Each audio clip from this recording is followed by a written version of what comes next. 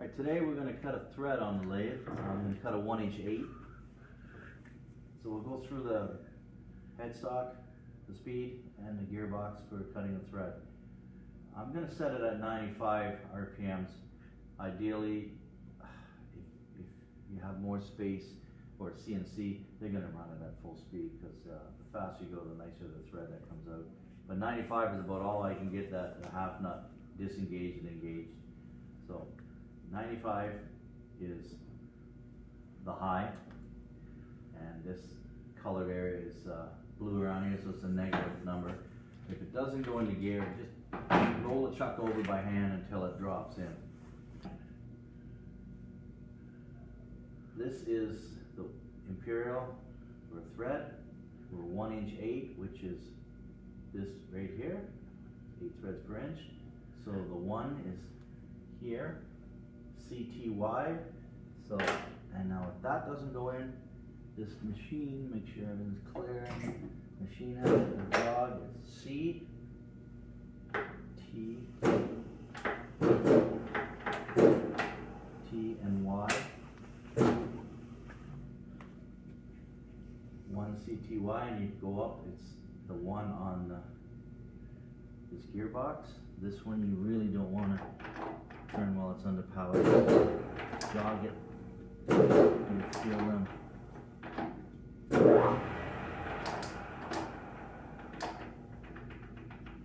Now, that's set.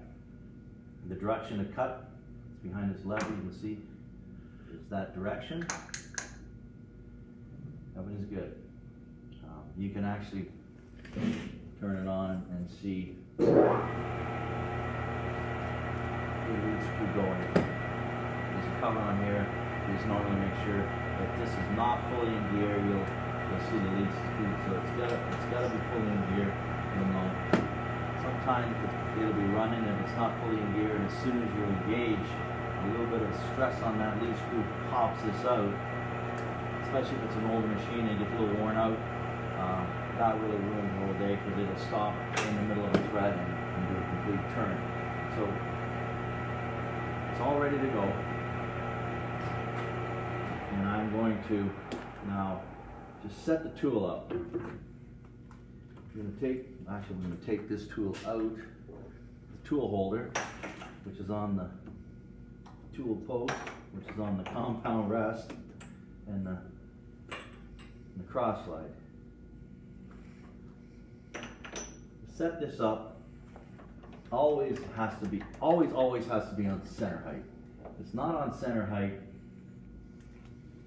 the tool is too high, then it's going to be making contact under the tool, and the cutting edge is going to be above at the center line on that part is the highest point on the arc. If the tool is too high, then it's rubbing underneath. If the tool is too low, it's cutting on top of the tool and if it's a small piece, a small diameter piece is going to try to climb on top and actually bend. If you draw a circle on the board and the center line, and you can just see the tool right on cuts. If it's too low and too high, you can actually just see it. So I just eyeball it. If it was a 4" diameter bar of steel, 100% on center, it doesn't really make a big difference if you're plus or minus a couple thou, but if you're a really small diameter, it should be right on center. This is set up pretty good. I don't know how to move this, but you can just snug that up. Now to set this tool in at 60 degree or square to the part, sometimes this little notch out of your center gauge or your fishtail is too big, so you can just put it on here, and you can come in, and that tool will just, if it's loose, it'll swing around to the angle you want, and you can just snug it up. That's not supposed to be loose, and you'll see it's square to the tool. Now really make sure everything is tight, even that insert. Now I would normally put a little black marker on my black marker on or bluing or something, and you can put a little pass and you can use a thread pitch gauge to make sure you are actually at 8 threads per inch. Now the depth, in your technology machine tool books, which you all should have, in chapter 55 it gives you a chart, depth of setting a cut, 8 threads per inch. I'm going to use the cross slide and the readout. It seems a lot easier. It's 81 thou deep. If you're using that, if you swing this compound rest to 30 degree and you're using this to feed in, it's 93 and a half thou, and if you set it at 29 degrees, it's only 92. The idea of the 29 degree